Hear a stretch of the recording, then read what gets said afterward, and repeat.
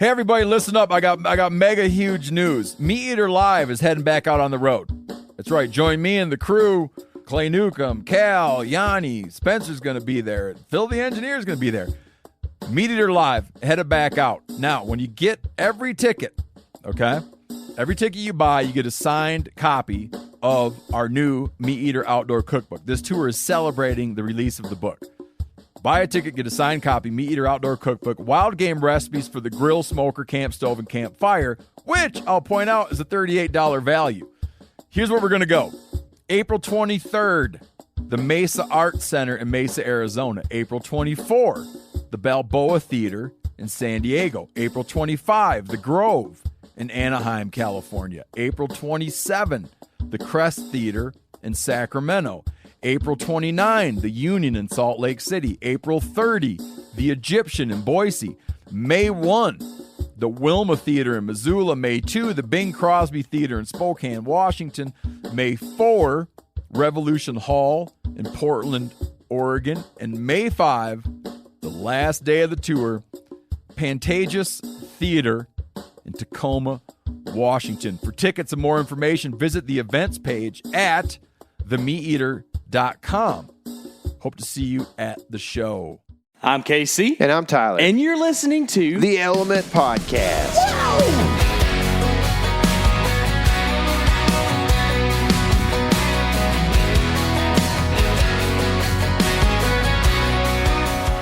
What is happening, all my woods people? This is the Element Podcast, brought to you by First Light Gear. Tyler's over here pulling my cord. What's up, dog? I ain't pulling on nothing. Looks like yo tangled.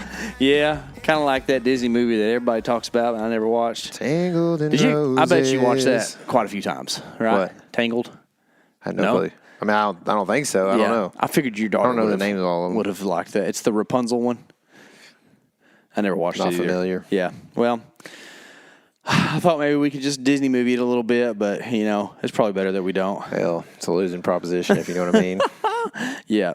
Talk about franchises that are dying, right? Seems to be that way. It's the Element and Disney just going downhill. Two opposite thinkers, though.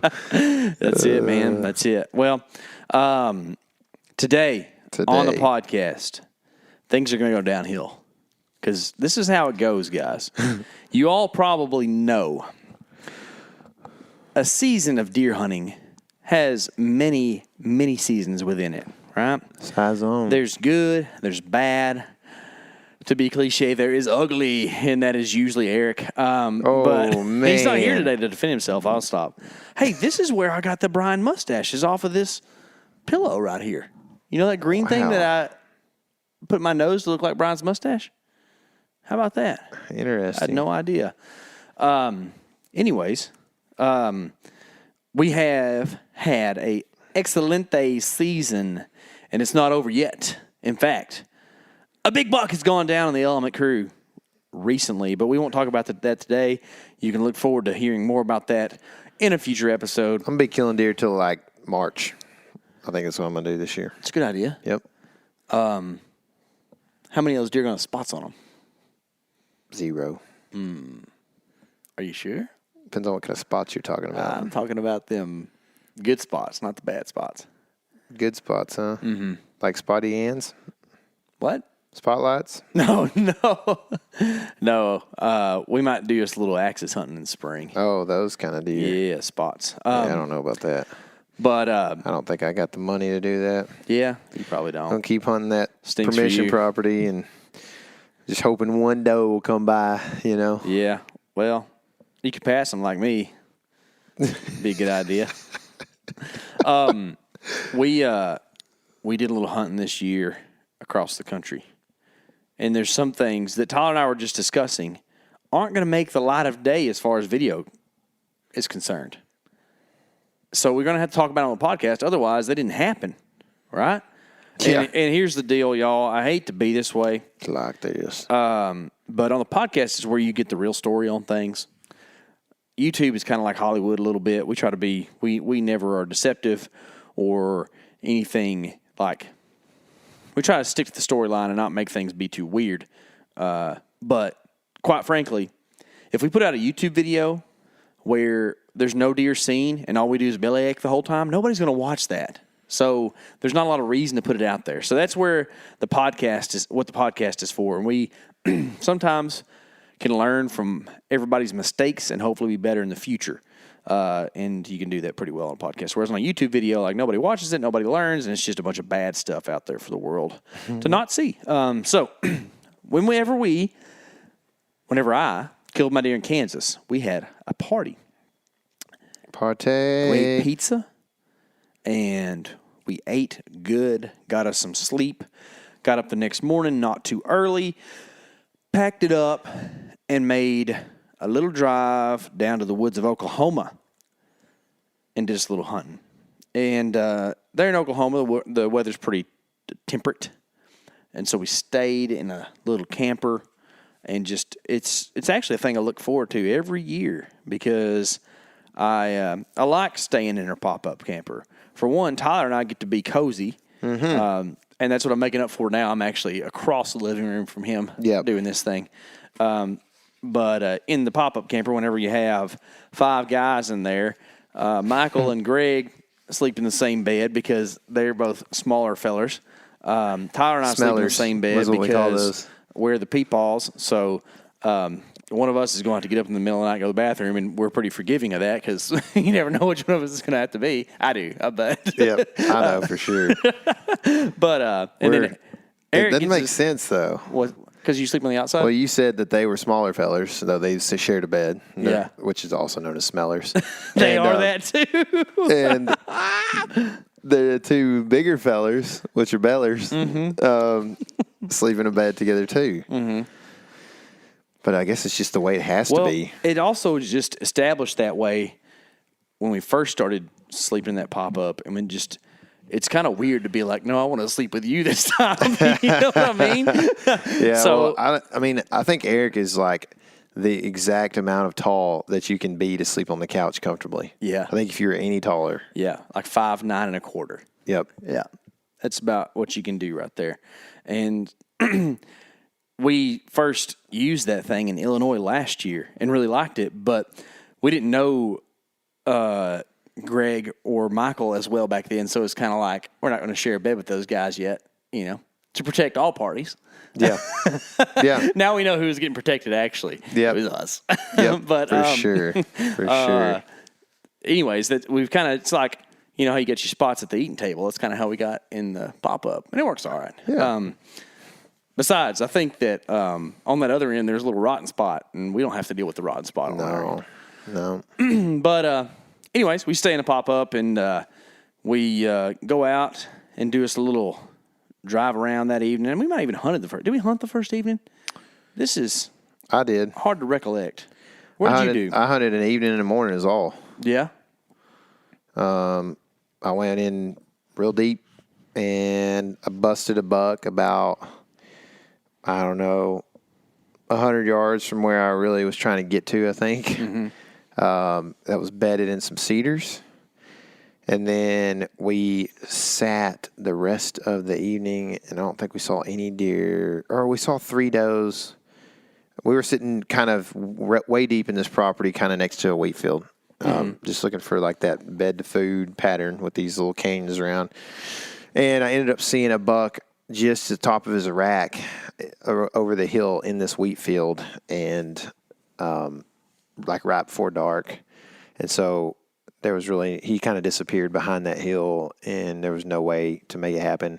And I could see down the draw a little ways, didn't see anything coming. So it was like 5 minutes left till shooting. We took off and got out of there quick. Got you. I think we glassed the first evening because the place that we were going to go into had a guy early at it already. And this is going to kind of be the story of Oklahoma.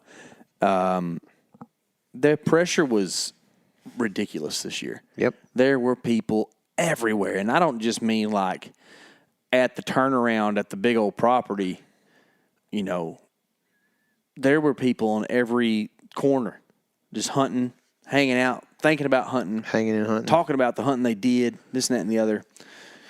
The first evening we decided to go do a little celebration. There's a little cafe there in town, and ended up we met a couple Element friends. Was a couple Woods people there. You know who you are. Good talking to you fellers. People of the woods. And that was kind of neat, fun thing to do. Yeah, got our bellies full with just high ambition for the rest of the week because, Tyler, Oklahoma is supposed to be awesome deer hunting, right? Well, who you asking? Just me? Well, the general perception. I don't know. I think there's an increasing amount of luster or allure for people. Yeah. Generally, over the last few years. There's been some big deer killed there. There's been, man, my foot got just all tangled up. Take your shoe off. His foot was so tangled he took his shoe off and just left it. Kind of like that raccoon leaving his foot in the snare, just leaving it there. I don't like it. I think that, I don't know. I just don't know what the perception is because I don't talk to people anymore that aren't you or my wife. But, yeah, I think that it would seem that maybe that pressure is a product of a few years of some big deer dying on Oklahoma properties. But, you know, I don't know. Oklahoma's a weird state. It's pretty, it's pretty diverse. It is a weird state. In habitat and such. It's kind of the South. It's kind of the West. It's kind of the North, according to me. Kind of the plains, kind of the mountains, kind of the, That's why they call it the woods. Red. Yeah. Hey, we for sure putting that song on this episode. Absolutely, Michael. Meat Eater better pay some royalties. That's all I know. So I don't know. I think I don't know. I don't know like how hype people. I guess what I'm saying is I don't know how hype people are compared to hunting, Iowa or something like that. I feel as if it's gotten a lot of publicity in the past few years because of some yahoos who shoot deer on public land and put it on YouTube. I don't know who those are, but why would they do that, right? I don't know why they would, but I can promise you. Yeah. I still need to shoe one, that's for sure. Here's the deal, guys. Straight up, we are in a losing battle as the element because there's this thing that we do, which is called filming deer hunts, that makes deer hunting look like fun, and it is, but it makes people want to do it more, and that's something we want to do.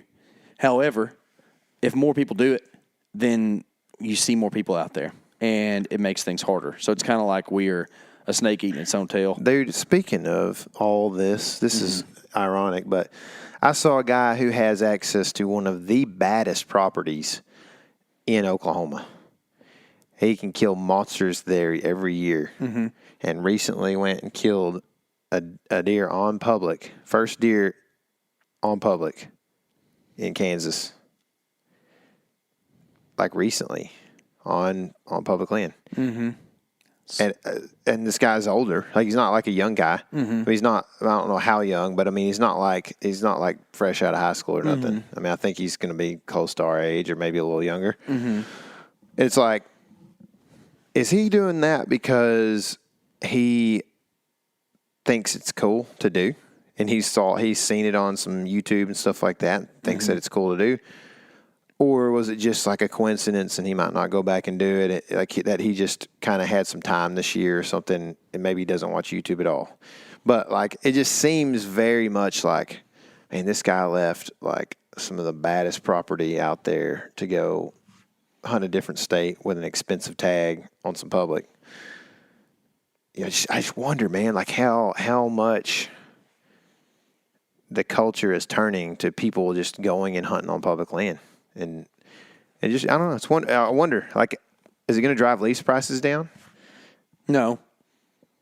You don't think? Mm-mm. You think demand's still going to be there for those? I just think that once prices go up on things, they never come down.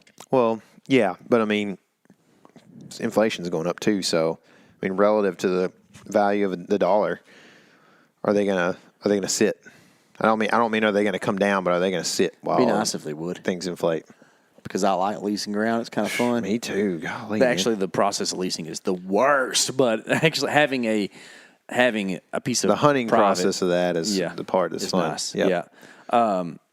So yeah, I don't know, man. I feel like maybe it's just my perspective. It's kind of maybe this is a thing y'all can help us with, people listening.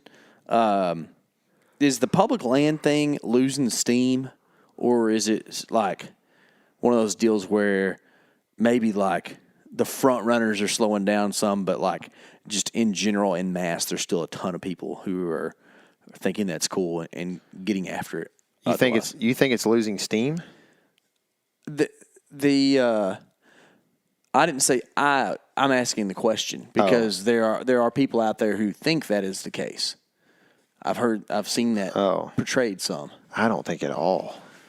Yeah, I don't personally. I think there's that's what my point was with that guy is like I think people are going out and trying it all the time. I talk to people all the time that like are in my network, but like I don't know them that well, or maybe I know them, but just they're old friend, whatever. Mm-hmm. And they do this kind of. It's the same thing you see on TV all the time, right? Where somebody shoots a management deer or a coal buck, and they got to justify it like he ain't the biggest, but man, I got to shoot him because he's a coal buck or whatever. And it's like, man, just talk about like I liked shooting that deer. That was fun, Yeah.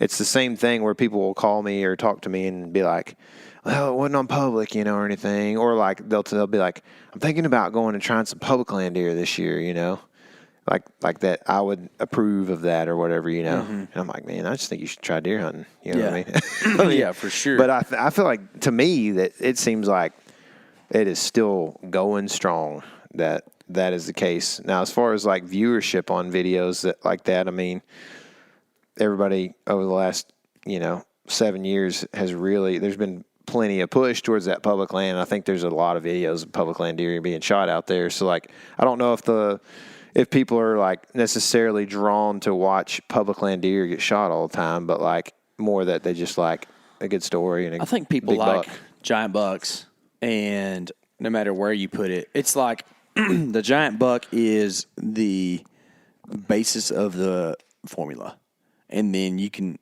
add things to it. It's like the X and the X equals Y or whatever, you know what I mean? So you add public land to it. That's something. Add archery to it. Add, trad bow to it. Add, poach to it. All these things make something more intriguing for people. So, like adding public land to something, if it's already a big buck, people think, oh, wow, he killed that on public. But nobody looks at, like, my South Dakota deer from a couple years ago and is like, oh, he killed that on public? Like, well, yeah, those are around, Yeah. But for me, it was like an epic experience, but I think that, I just wonder if I just feel like though that like when it comes to actually hunting, people are there's still a lot of people out there that are like wanting to do a little traveling and so slash going to if public that is land. the case, we are generating more revenue for, we'll just be nice and call them wildlife agencies. Then they should then be in turn either trying to put more animals on the landscape or give people more opportunity through added seasons or added properties, right? I mean, I would agree with that. I don't know how I can I don't know. I would agree with that. I just don't know how I can say that everybody should agree with that, I guess. Where's the money going? So if the wildlife department is there and their main function is to progress wildlife and the hunting and the take of thereof, if there's more money for more people going to public and more people buying licenses, is there more money just because more people are hunting public, or are we really, I guess, recruiting? Or is there just more people that are taking a public land out-of-state trip every year? Yeah, I don't know about that. Well, if they're taking an out-of-state trip, then if it's out-of-state, there's more money. If it's in-state, like out-of-state / public land, like could be either or and. If somebody's going out-of-state to hunt public land, there's more money for that state than what they're used to would have been. But if they're staying in-state and they're saying, okay, unless they cap tag numbers. Yeah, exactly. Which, how smart. What a great idea. Let's limit the revenue. But supposedly makes it better hunting. Well, and they can, if they're Kansas, they can make the tag $500, and there's a handful of people that'll still pay it. Mm-hmm. Instead, 500's low, I think, right? I think it's what it costs. I think it ends up being like it was 608 for me this past year, I think. They got you. Yeah. He didn't get me.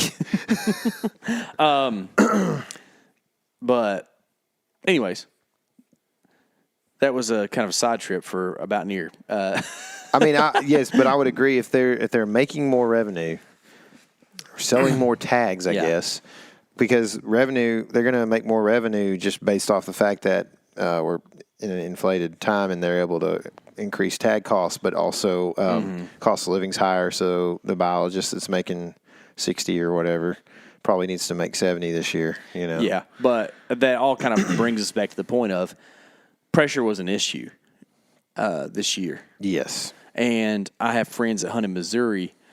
I have a couple different friends, like not that weren't hunting together, that all hunted Missouri public land and said it was the craziest dude fest they've ever seen in their life. Like, I mean, they were literally hanging in stands around people because that's how many people were around. And so it's just kind of a weird thing that we have to deal with. And you can always say, well, you got to go deeper or whatever. And yeah, that's true. But man, sometimes like on a 600-acre property, if there's a guy hunting in the middle of it, I don't want to go deeper because it's still kind of close to that guy, you know, or whatever. You got to walk by somebody. I guess what I'm saying is like hunting around other people isn't my favorite thing to do. And so, and it makes things tough because you don't know where people's wind is blowing. You don't know who's been in there the day before, but they're not in there that day. And it just can make things difficult pressure-wise. So we didn't really spend much time in Oklahoma on that hunt. Kind of hurts. Yeah, we decided to. I wonder if it's like that across the state or just where we were at. And I wonder if you didn't see us. I don't want this to sound egotistical, but I wonder if like us putting out a video on it in buck truck affected that at all. You know, because it doesn't take much in certain areas to many guys to make it feel like it's a full property. Yeah, it could, or it could just be a big old coinky dink where that place had a lot of pressure. Yeah, true. Yeah.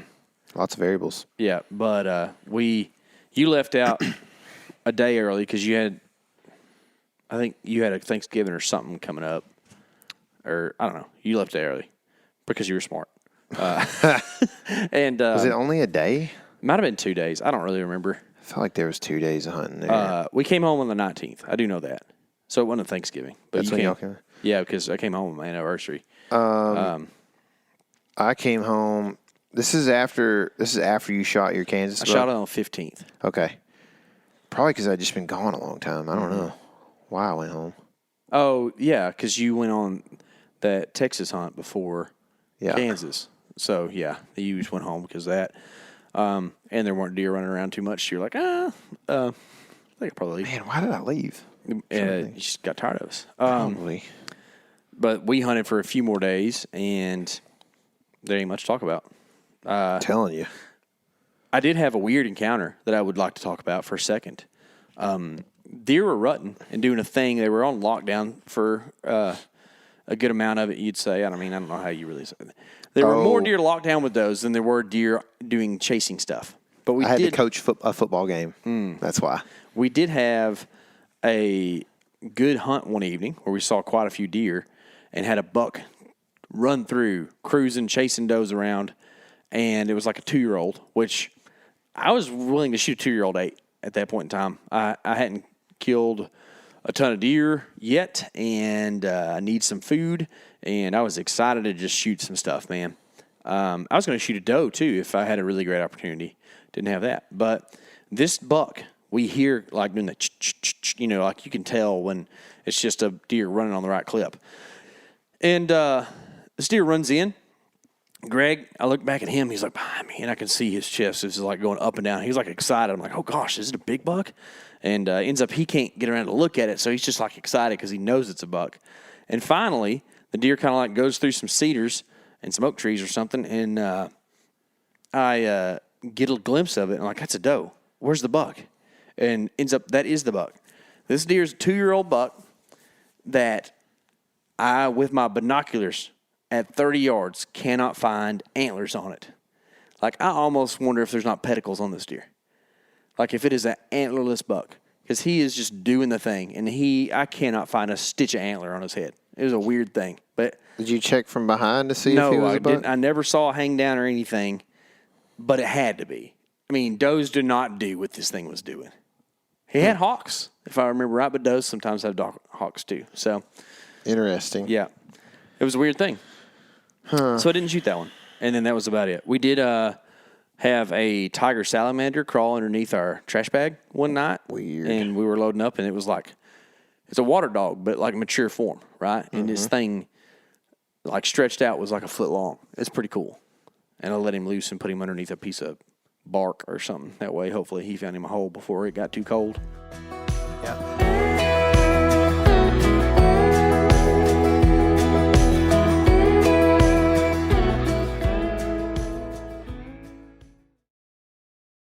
Hey everybody, listen up. I got mega huge news. Meat Eater Live is heading back out on the road. That's right. Join me and the crew. Clay Newcomb, Cal, Yanni, Spencer's going to be there. Phil the engineer's going to be there. Meat Eater Live headed back out. Now, when you get every ticket, okay? Every ticket you buy, you get a signed copy of our new Meat Eater Outdoor Cookbook. This tour is celebrating the release of the book. Buy a ticket, get a signed copy, Meat Eater Outdoor Cookbook, wild game recipes for the grill, smoker, camp stove, and campfire, which I'll point out is a $38 value. Here's where we're going to go. April 23rd, the Mesa Arts Center in Mesa, Arizona. April 24, the Balboa Theater in San Diego. April 25, the Grove in Anaheim, California. April 27, the Crest Theater in Sacramento. April 29, the Union in Salt Lake City. April 30, the Egyptian in Boise. May 1, the Wilma Theater in Missoula. May 2, the Bing Crosby Theater in Spokane, Washington. May 4, Revolution Hall in Portland, Oregon. And May 5, the last day of the tour, Pantages Theater in Tacoma, Washington. For tickets and more information, visit the events page at themeateater.com. Hope to see you at the show.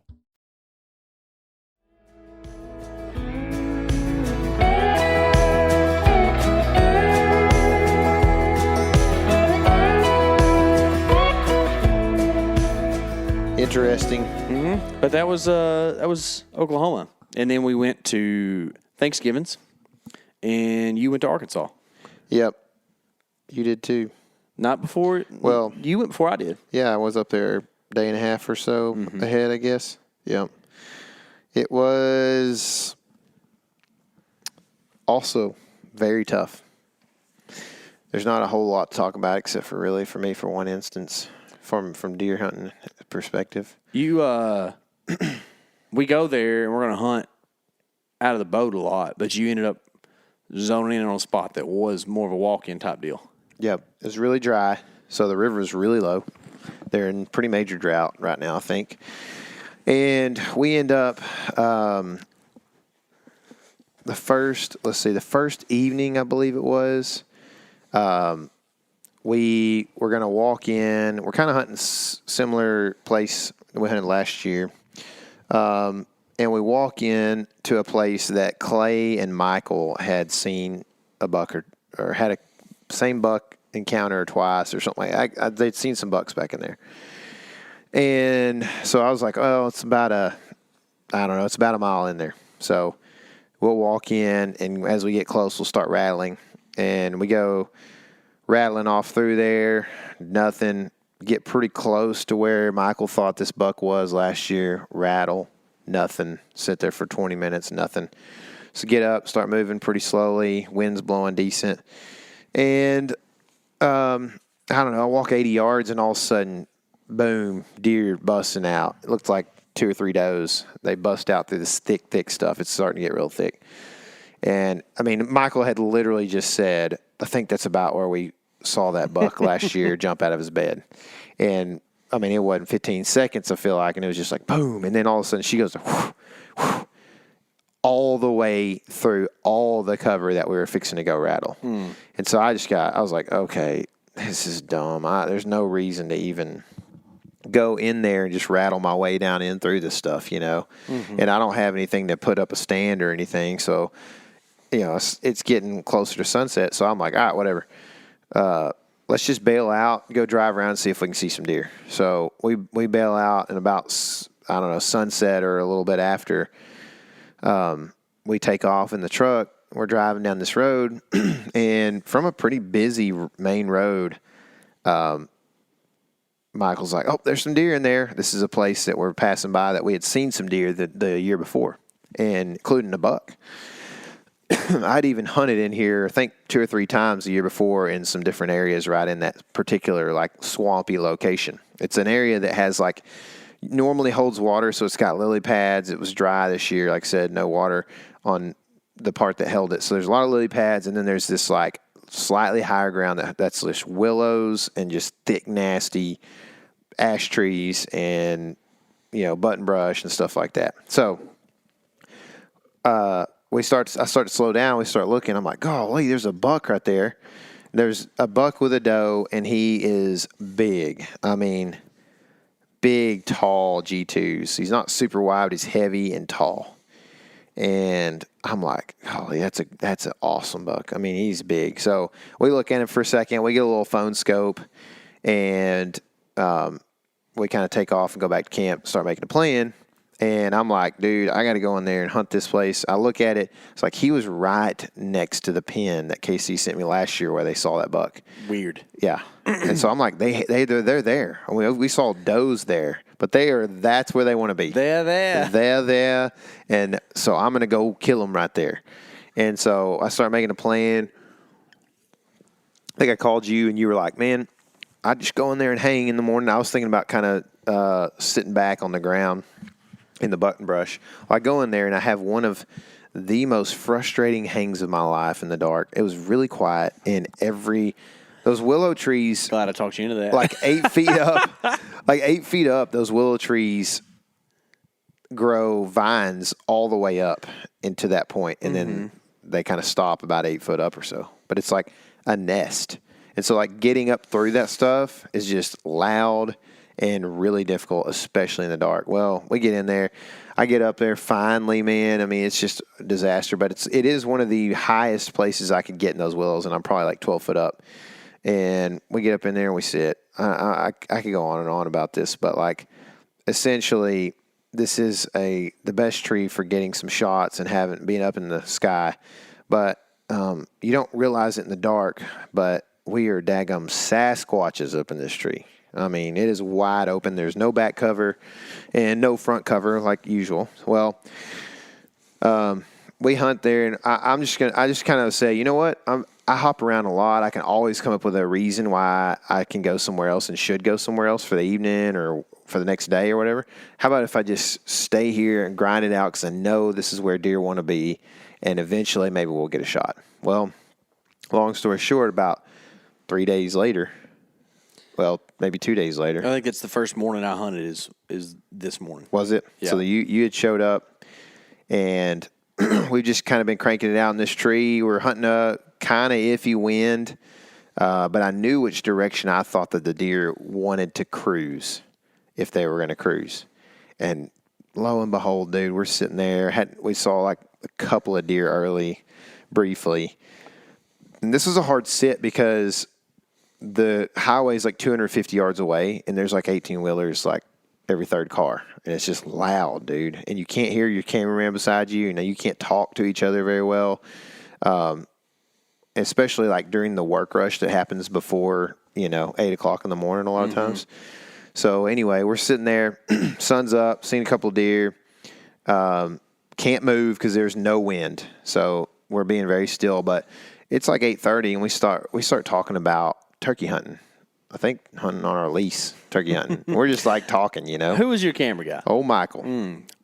Yeah, I can see why turkey hunting was what you want to talk about. And he's a good dude to talk to because he likes to talk to you. He likes to be excited too. He's not a guy that hops on Instagram all the time. I mean, he is going to talk to you and hang out with you. So he's very present. I like hunting with him, and we're sitting there talking about turkeys, and I'm kind of like looking over at him talking because I can't look the other way and him hear me probably. And all of a sudden, like, start hearing this like it's like a feeding call of a mallard, you know? You know, it's funny. He can talk pretty fast. Yeah. He can. He fits in. Yeah, he does. But he gets like, it's like an ascending volume. So like at first I'm like, is that a mallard? And then next I'm like, oh, he's saying something. And then next I'm like, oh, he's saying buck over and over again. And so I can finally registers. This happens in a split second. I look over where I'm, where he's kind of looking. And this buck is coming right where I thought bucks were going to cruise, right down the edge and coming right through this little gap and into this little pocket of kind of open stuff where bucks can hang out, not be seen from the road and whatever else. And like, that's just where we pinned him a couple times. And he's coming through the gap quick. And he's at 35 yards when I first see him. And because you can't see very far in here. It's thicket. And I'm thinking that he's at 35 yards. I'm thinking that when I get a shot at him, that the hole he's fixing to be 35, because it's hard to range sometimes, like gaps in the woods. You can't tell like how far in front of that next hard stop of brush that deer's actually walking. So anyway, he's fixing to walk into this gap. So I'm about to turn the camera on, and I got to get it because I don't always get the GoPro on. And sometimes my cameraman helps me with that or whatever. Sometimes, I just don't have the... Depends on the tree setup. Yeah. But I've been like struggling to get the GoPro on the last couple of times I've had deer coming in. So I'm like, I got to get it on. So I like see him and I'm watching him and I reach back and then I look at the GoPro and I turn it on and then I start to pull my hand back and I'm looking over at him, and all of a sudden he just whips his head up to us, and it's still just no wind. And like I stop, and he got kind of a little bit weird because he saw my hand moving, I guess, and it's behind me. So I'm doing it with my right hand, if you can imagine. And he does the thing that I've talked about so many times, and I just amateured it, man, so bad. But he does the thing. This is that part where we can learn from our mistakes. Yes. Yeah. He puts his head down. Things are happening quick, right? Like this is the bane of public land hunting for me, at least, is like if I'm going to kill a deer with a bow, I put myself in a situation where this happens often, where a deer shows up, he's at 35 yards, you have to kill him quick. He's fixing to walk through your you don't have a feeder he's going to stop at, like you don't have a field that he's going to stop and eat at. You don't have a doe or anything that he's going to, like he's walking through, you've got to get him killed in like 15 seconds or less, right? And so that's what, it makes this very hard, this thing that we're trying to do right now. And so I'm like, I got to get clipped on because he's fixing to walk behind something and I need to draw and he's going to come out in a gap on the other side just a couple of yards later. So as soon as he puts his head down, I start to move my hand again. And what does he do? Lifts his head back up. He does the okey doke thing that we've talked about so many times, especially does will do it at feeders, where they put their head down and it's right back up. And it's like almost like they know that animals will move, right? It's like almost an instinctual thing they've probably developed, where like they know that if they see a coyote stalking them, that when they put their head down, he's going to take a few more steps. And if they put their head back up, they'll catch him, And that's what they did. And it caught me moving again. So at this point, like I'm very close to my bowstring on my right hand and he's staring at me. So over the course of the next like 45 seconds, I move like so slow. It's one of my least favorite things to do. Yeah. Is to do the whole, I have to move while this deer is looking at me, but I'm just going to do it that slow. Yeah.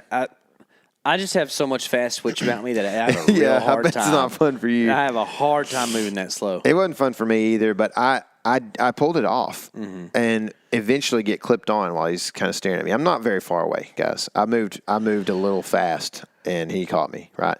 So I'm just barely moving and I finally get my hand to my bowstring, clip it on, and I'm like, all right, if he doesn't run off, I'm going to yank the bow back as soon as he turns, right? So he turns and starts walking broadside to me back where he came from, slowly.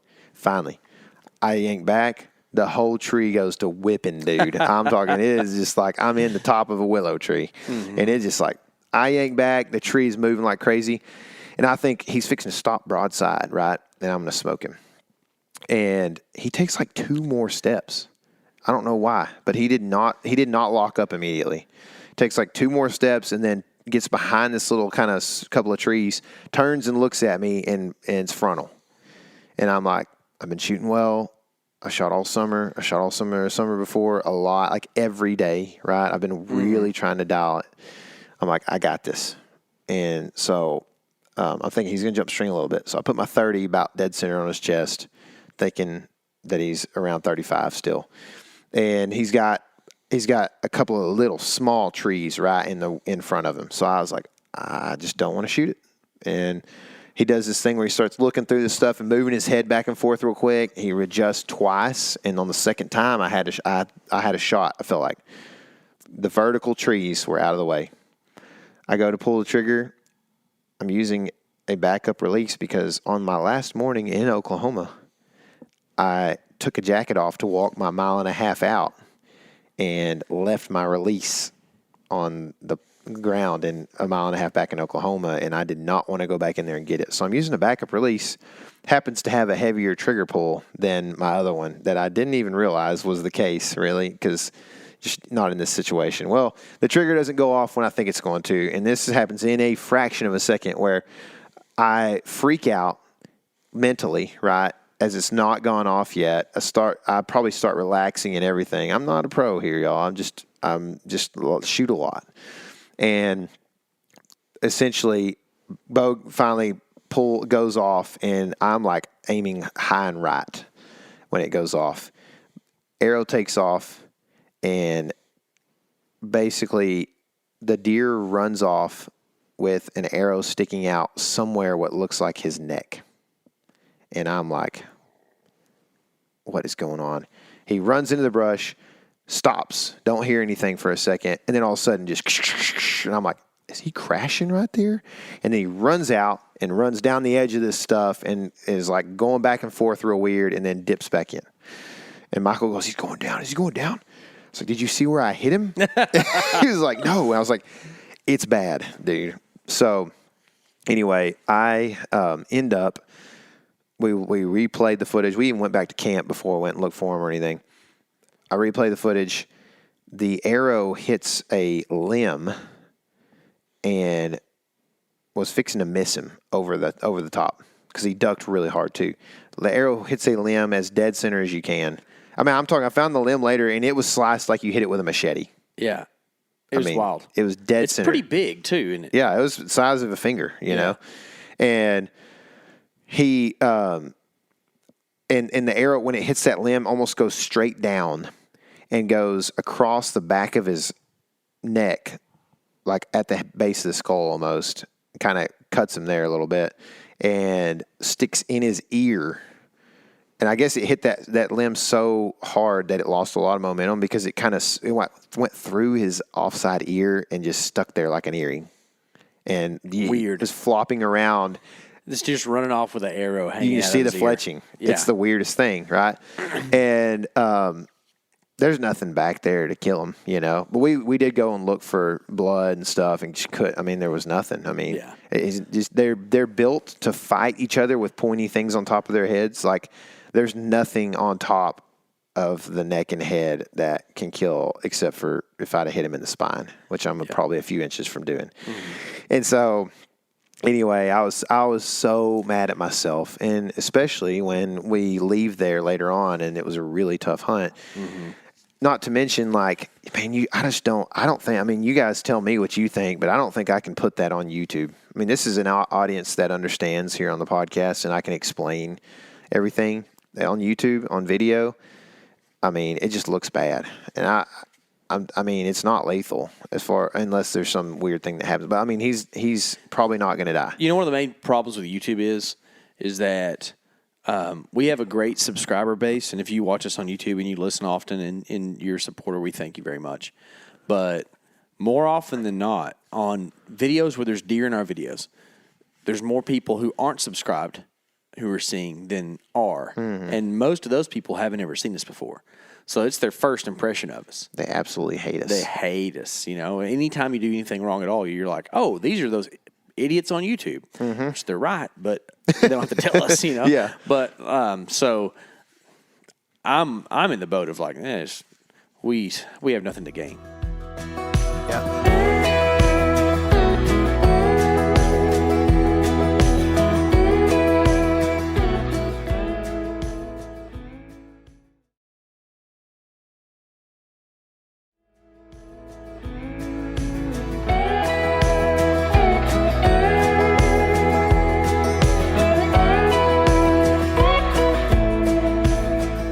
Yeah, that's where I'm at too, man. It's like, and I'm probably going to show, like in the video, here's a little insight for you. We're probably going to show the deer. We're probably going to talk about how I had an encounter with him. But I just don't feel like I can talk about that with an audience that, we hunted with a guy named Leigh McNasty. We've talked about it a couple times on the podcast. And dude, he posts a picture of a dead deer, and people lose their minds. Like all these moms that thought he was funny because he does, school kid videos or whatever. Mm-hmm. Think, I can't believe he's a killer, he's a murderer, and their name is, Animal Spirit or something, Animal Spirit Mom or something. But like, I know you can't just like let a couple of people determine what you do, but like, I just don't think it's a good idea. The problem is a couple people can determine what you do. Oh, I guarantee you they can. The wrong person at Google sees the reported post or video or whatever, and then all of a sudden you're toast. Yeah. Mm-hmm. And it's sad because it was a really good encounter. And like I said, I've been shooting well, but there was a lot of things that put – also the deer, I found out I went down there like a couple days later and stood where he was at, looked at the limb that was sliced and ranged the tree that we were in, and it was 30. So that adds to the height of miss. Also, the limb that I hit was waist high, which is weird. That's how down he dropped, you know. Yep. So that I hurt for you on that because I think a lot of people that hunt together kind of have a little bit of a team mentality, and I think that you and I probably have a really heavy team mentality because we do this together all the time. And on a hunt like that, it's like, somebody here, please kill a deer. Yeah. Because it's hard. Yeah. And then whenever that happens to you, it's like, man, that was our chance. And I'm not being critical of you. No, it was. And I appreciate you, man, because you're just good at you're really good at what I really need, and I hate that I need this, but I need it. I realize that I need this.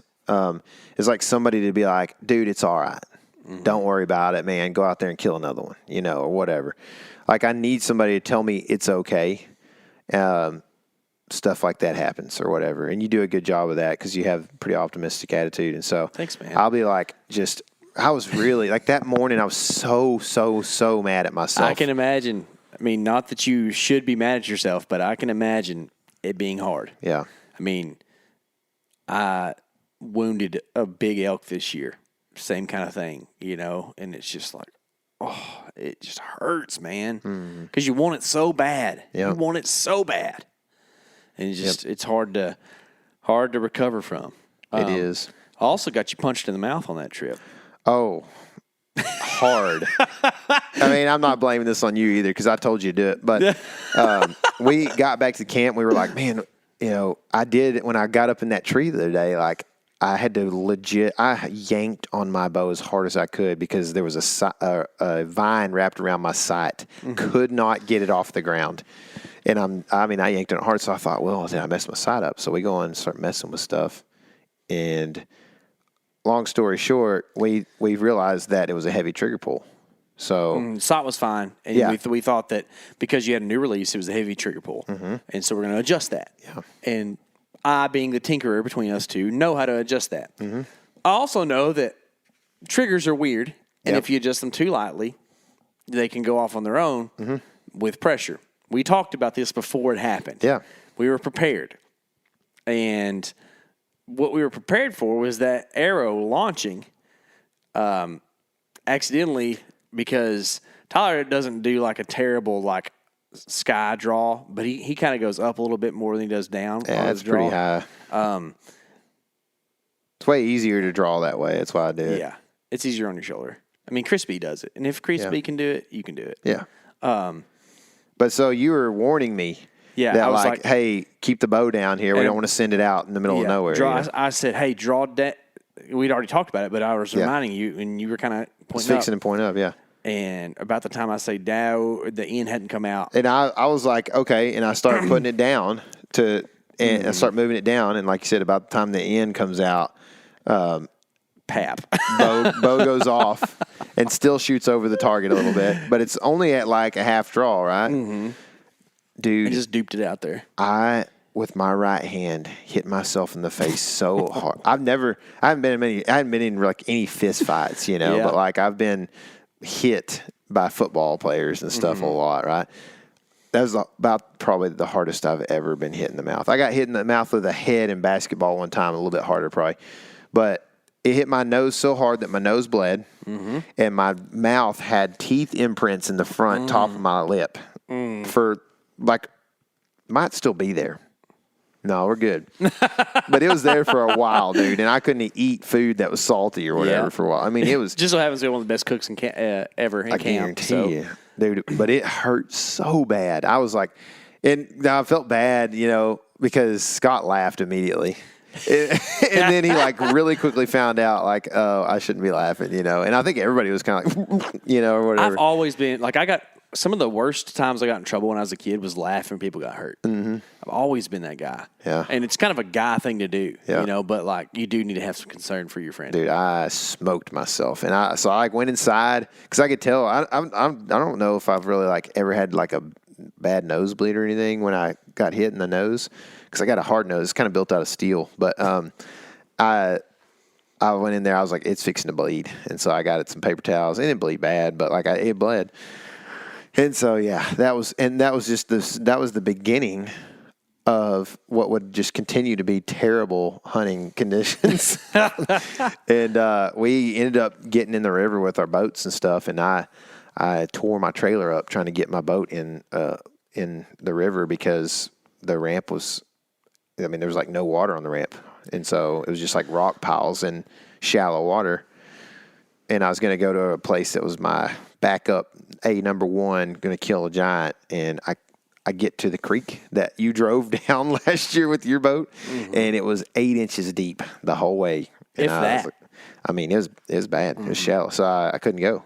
So we ended up just hunting with everybody else in the same spots that everybody else could get to, you know. It was so fun. The neat thing is that you were able to get your boat out of the water. Yep. You messed your trailer up backing it in, hitting rocks. I messed my trailer up on the way down. My bearing goes out in my boat trailer, and it's an old boat trailer, you know. So like this thing happens from time to time. And the last time this bearing was replaced was probably 10 years ago. It was a buddy bearing, and I think that the packing on the seal on the front side came out on the way, and so I don't know how long it was out.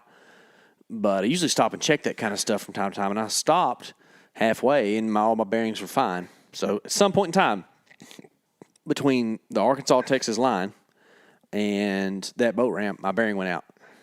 And apparently it went out. Greg said he saw the tire leaning sideways the day before. He didn't inform me of that. It's weird how a guy doesn't talk much doesn't talk much. He just takes notes, you know. He loves to be retrospective. He loves to say, you know, I saw that. Hey, it's a good way to be right. That's right, dude. So I then can't get my boat out of the water because I'm not going to be able to take it back to camp anyways. We're a long way from camp at the boat ramp. So I just leave my boat in the water, start working on the trailer the next day after we hunt the same place everybody else is hunting that morning. And we're having bad hunts. We're going to leave that part out. Bunts. I go back and get a bearing. It's the wrong bearing. I have to go back again to get the right bearing, and get back to the boat ramp to work on the trailer. The bearing won't go on the trailer. This thing's called a spindle that sticks out from the trailer. It's connected to your axle. I can't get it up on the spindle all the way. I was like, what's going on? Start looking at the spindle. The spindle has etched and lumped up a bunch of metal from the bearing going out, and it's like unfixable. I could have taken a file to it and got it down to where I could get the bearing on, but then like, who knows if that's going to even get me back to the house, because then it's like not a perfect system, you know. And when you got going 70 miles an hour down the road. You want things to be right. So, long story short, and this is what we're going to build a little content around in the video, is I spend 2/3 of my Arkansas hunt working on the trailer, and I drop the axle completely out of this trailer and put a new axle on my trailer at the boat ramp in Arkansas while my boat is down there in the water. And that takes about 3 days. So, yeah, that was fun. And the moral of the story is it's good to know how to do a few things. I'm not bragging on myself because I was the idiot who drove the trailer with a bad bearing in it, but like problem solving. This is something I learned from Tyler, which I didn't learn problem solving from Tyler, but like No, you've been a good problem solver for a minute. The topic of problem solving, is a thing to spend some time on, especially with your kids, but just even as an adult, like some self-evaluation stuff. Like, are you being a problem solver? If you're not, how do you learn problem solving, and how do you make yourself better at that? You know, there's YouTube University, Podcast University. Y'all are attending it right now, right? Mm-hmm. On certain things like whitetail hunting and all that. There are countless hours of shows and videos and podcasts and this, that, and the other where people tell you how to do stuff, right? It's a great way to learn how to do things if you don't know. Thankfully, I was raised blue collar, you know, and we didn't have enough money to buy new stuff, so we had to fix our old stuff all the time. And so... You went to the University of Butch and Durwood. I guarantee you. University of... there's a hole in that throw sling tied up with some monofilament. You know, you probably know a little something about that. Yeah. Your trot line's rotten. Here, just tie in some good stuff there in that one spot, and then you don't get your catfish because your trot line breaks. You definitely know about that. Anyways, I've never dropped an axle out of a trailer and put it in there, but it ain't hard. It's 4 bolts. You just got to know which 4 to take out, and you got to know what measurements to do, and I didn't know what measurements to do, so I call the axle place, and I say, hey, how do I determine what size axle this thing needs to be? And they tell me, and I do it, and we do it all, and it's got a little wiggle room, you know, for tolerances, but not much. But I was within an 1/8 inch on my measurements and got the new one in there. And once we had the new one, it took an hour to put the axle on and to put the wheels back on. And now we're ready to rock and roll.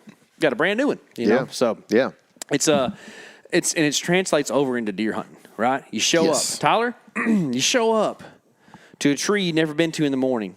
It's our favorite thing to do, right? Like if we had to pick, we would say, no, I'm going somewhere I've never been in the morning because it's the best. Yep, it's the best. Sense the sarcasm, guys. Sense it. You show up to a tree you've never been to in the morning because KC tells you there's going to be a scrape down there at the end of this lake, and there is. However, there are some trees down there that are kind of big, and you climb the tree, and you get up there, and then all of a sudden, what happens? You can't get your saddle platform around the tree. The platform strap is shorter than the straps on the sticks. What do? Do you cry? Do you go home? I cried, but then I did something else. After you cry, what do? You go find another tree. You just climb down and redo it, right? Because that's what you got to do. Sometimes it takes a little extra work, man. It does, man. Sometimes you got to sweat, and that's the way it goes. But that's about near what Arkansas was, man. There just wasn't a whole lot that happened, and that you'll have that on them big jobs, as they say. And that's hunting, you know, and it might look like we kill a bunch of big deer on YouTube because we do, but the reason it looks that way sometimes is because we don't put the boring stuff on you, or we try not to. You know what I mean? Yeah. So that's kind of where Arkansas went for us, and then. Even furthermore, I don't know how much time you want to even spend on it, but you went back to Oklahoma by yourself. Yeah, I did. And, man, it was very tough. I actually hunted a new place because I thought it would be, breath of fresh air. It's something you've looked forward to. You It kind of been is. looking at this area for a long time. Yeah, we just hadn't really set up for us to go give it a try. And so I ended up hunting a new place. One of our initiatives this year was that Tyler and I, even though we love each other, we don't have to be in the same place all the time, right? Like we can go do kind Which of I think our now own we're thing. learning we do. We need to be. do better when we're together. Yeah, it's more fun too. Yeah. So anyway, I went to this place and I was really pumped. I thought I would for sure get into some deer. And the one thing that I didn't realize is that parking was cut off way up by the highway. And so essentially it made this place hunt like really hard. In fact, this place has not been managed, in my opinion, super well. And that place has grown extremely tall, which it was the year of the native grass, you know. I mean, they had June rains all throughout the Plains states this year that just made those things awesome, you know. But like, you couldn't see nothing. You had to be in a tree. Well, guess what? They've done some habitat management that just so happens that all the trees that you are looking forward to hunting, you can't see them till you get there because the grass is 10 foot tall. But then when you get there, the tree doesn't exist because of what they've done. It's cool. Yeah. Onyx has they do a pretty good job with, recent imagery type stuff. But whenever they cut something down a month ago or whatever it is, or this summer, like, it's pretty unreasonable to think that for sure. There's an update. I mean, they can Onyx doesn't put the satellites in the air. Yeah. You know, so they can only have Elon does. imagery. Yeah, they can only have imagery that has been taken by some technology juggernaut or whatever. So anyway, it made things really tough. There wasn't actually very many good trees to hang in. They were also doing some management at the time. Cool. Which, it's hunting season, so why can't we do that maybe after hunting season when people who pay lots of money to come hunt aren't there? But, yeah, I mean, it's just it made that plus that tall grass. Like, even when I did get in a tree, dude, there was times when I could not see deer. I mean, the first deer that I saw from a tree stand, I sat in the right tree, I picked the right spot, and I did not see the deer until they were 30 yards from me. Every deer that came out that afternoon, I couldn't see it till it was 30 yards from me. It's like, man, how are you supposed to self-film and kill a deer with zero wind and hardly any trees and really tall grass? And it made it really difficult. I got creative, hunted some stuff. I mean, and that's another thing is like, I was checking stuff out that was 2.5 miles back. I mean, way back. And I felt like you couldn't get into deer. Like, I feel like you couldn't get into a buck at this point in the season without doing a legit 1.5 miles at least on this place. And so it just made a tough hunt, man. And I mean, there's not a whole lot else to say about it except for there wasn't nearly as many deer as I thought there should have been. There was a lot of coyotes, and I think that the management, I know that, we're supposed to manage for all the species, or whatever, but like, ain't people buying, $400 worth of coyote tags and spending money to drive out of state and go hunt these places. And even if they are, there's 10-to-1 whitetail hunters. For sure. To people who are coyote first. Yeah. So, I mean, that's the thing is I don't think the whitetails had enough edge on this place to really thrive. Lots of monotony. Lots of it. So it was tough, man. And that really put me in a spot where, like, my late November, early December time period, like, just kind of petered out and was super slow and tough. And it kind of put a bad taste in my mouth till our more recent trip, which we can probably talk about on next week's podcast. Sounds like a good idea. There is some excitement to come. And if you are in the South right now, there's some positivity out there. There's some good things going on. If you're in the North, sounds like there's also a way to kill deer up there. I don't know how, but apparently they just go south. They go eat, and you can go to the places they eat and shoot them because there's a lot of big deer going down still. Yep. Anyways, there's a lot of southern ruts still happening. I'm about to try to go capitalize on that a little bit this week, I think. But, yeah, if you didn't know, our good friend Greg doesn't talk a lot, but he shoots deer. And We just put out a video on our YouTube. He kind of does this thing every year. He's got a family place down there in the hill country where he can go and hunt and be kind of conservative. Greg's a conservative dude. He likes that. And, get some good footage of some deer. He's got a lot of good deer footage, a lot of cool encounters, a lot of deer rutting doing the thing. And he takes a real nice buck. And so go check that out. If you haven't, on our YouTube channel, we'll put that link to that description below. Tyler, anything else we need to talk about? No, I don't think so. I would just say, man, there's a lot of good hunting left this season still. And if you're a whitetail hunter, you may be kind of on the downhill. I'm not, but you might be, and that's okay. But there's duck hunting and all kinds of stuff to get out there and do right now. Hogs, whatever, man. Our deer lease has got a squirrel corridor. It is made for squirrel hunting. Really? Yes. I did not know that. Yeah. I didn't tell you on purpose because I wanted to hunt over there for deer. But we can go put bands of squirrels in our waist when we walk through the woods down there. Really? Yeah. It's like a weird deal where there's a whole bunch of horse apple trees down in there. And there ain't no acorns around, so it's just like that's what the squirrels are in there eating, and they are everywhere. And they, dude, get this, they like look at you from 15 yards away at 5 foot up and just kind of look at you when you walk through there. I might need to know about this. I thought about shooting with a 30-30 the other day. I did. Oh, man. But, yep, next podcast, guys, there will be some big buck stories, so be ready for that. I think there might be new whitetail bumps coming out pretty soon, so I can't be held accountable for anything those guys do, but apparently it's a pretty good listen from what I hear. Yep. I haven't listened to I've heard it was coming out the day we record this podcast, so it might be out before we release this. Yeah, good deal. Okay, well, remember to check that out, and remember, this is your element. Live in it.